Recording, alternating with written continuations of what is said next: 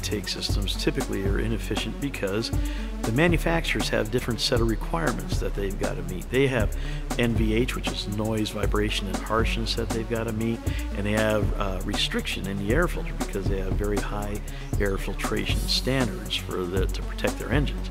The engineering that goes into making one of our intakes, it's multi-layered. And we have to baseline a vehicle, and when we do dyno testing, we don't bring a car in and do one test and call it good.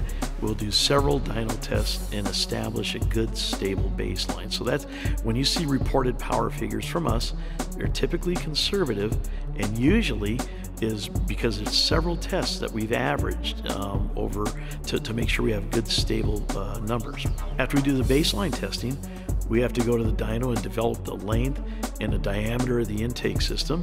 We have to make sure that the check engine light's not going to trigger because of a incorrect diameter where the mass air sensor goes. We do all the temperature studies in live driving condition to make sure that we're getting the coldest air possible to the engine without sacrificing safety or anything like that. Then we do after we fabricate a desired length, we have to bend it and put it on a car. We have to package it because some of today's engine compartments are small compared to what they used to be.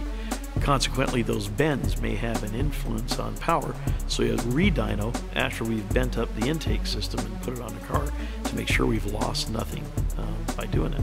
We take advantage of the sound energy in the intake system in order to help charge the engine at various RPM points. We gain performance on an intake system by tuning it to have the most benefit in a usable RPM range. So for example, most guys don't drive around at 7, 8, and 9,000 RPM. I'm sure there's some of the people out in the audience that'll kind of snicker and say they do, but most people drive from stoplight to stoplight and they want to feel the performance in the seat of their pants.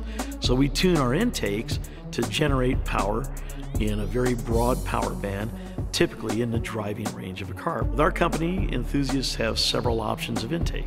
We have the short ram, we have the cold air, we have V2, and we have the brute force system.